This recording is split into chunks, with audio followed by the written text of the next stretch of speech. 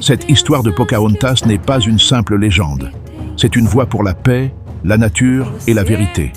Restez jusqu'à la fin, et si ce récit vous touche, abonnez-vous, likez, partagez et laissez un commentaire pour nous aider à vous offrir encore plus de belles histoires. Pocahontas, la voix de la terre.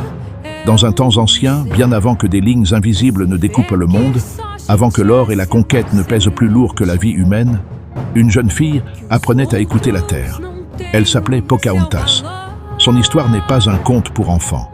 C'est un récit de choix difficiles, de douleurs silencieuses et de courage face à l'inévitable.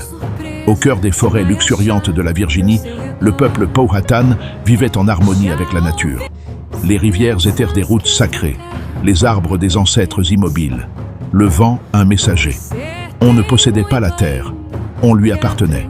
Fille du grand chef Powhatan, Pocahontas grandit au milieu de ses croyances.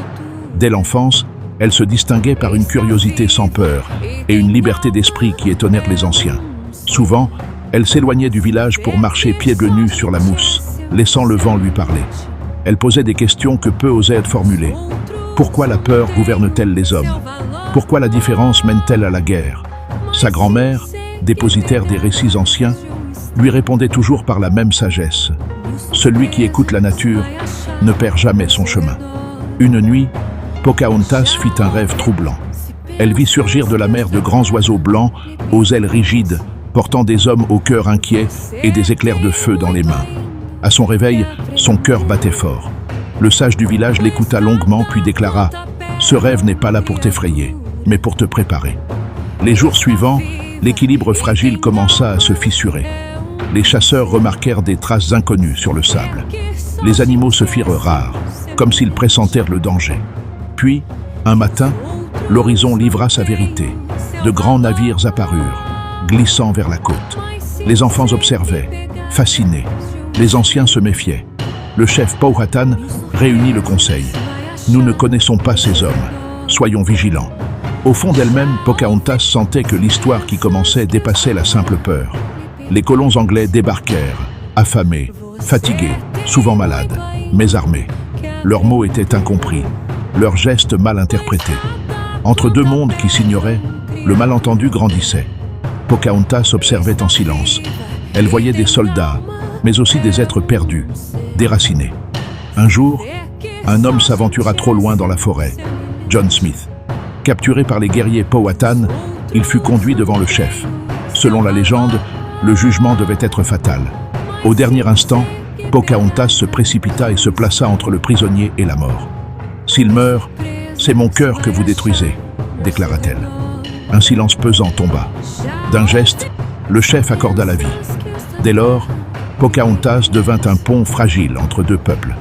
Elle apportait de la nourriture, expliquait les coutumes, apaisait les colères. Pourtant, la paix n'était pas le désir de tous.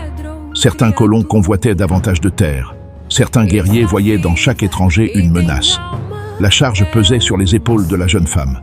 La nuit, elle pleurait en silence. Pourquoi devait-elle porter seule le poids de deux mondes? Le temps passa, et les tensions s'intensifièrent. John Smith fut grièvement blessé et dut quitter la colonie. On dit à Pocahontas qu'il était mort.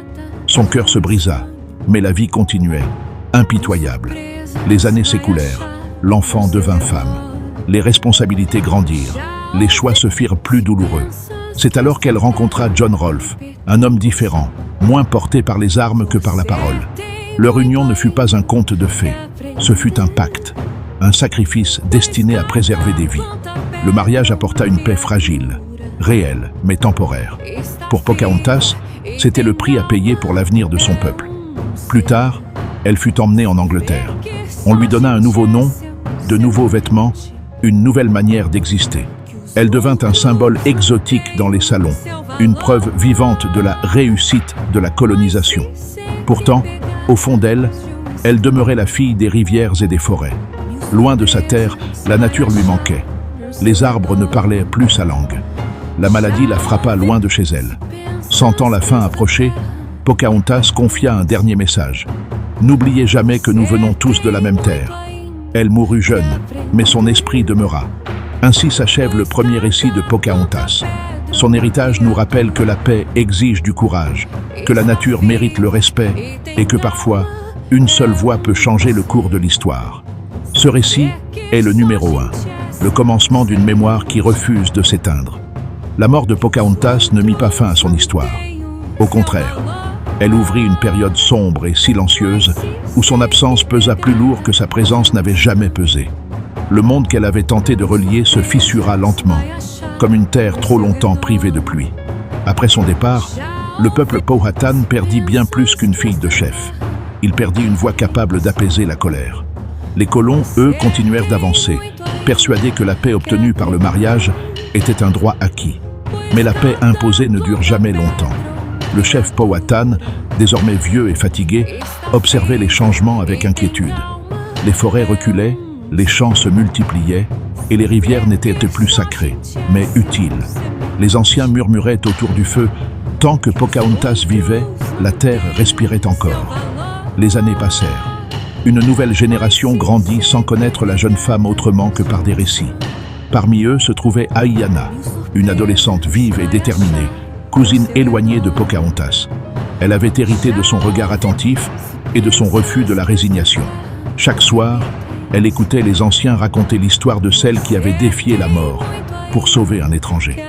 Mais Ahiana vivait dans un monde différent. Les colons étaient désormais installés durablement. Les accords n'étaient plus respectés. La paix avait un prix, et ce prix était toujours payé par les mêmes. Les tensions montèrent lorsqu'un nouveau gouverneur anglais décida d'étendre les territoires cultivés. Des villages furent déplacés, des promesses oubliées. Les jeunes guerriers voulèrent se battre. Les anciens, eux, se souvenaient trop bien des conséquences.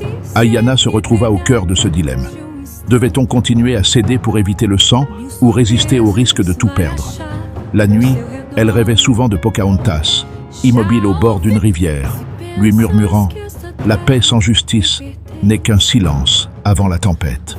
Un jour, une rencontre changea le cours des choses.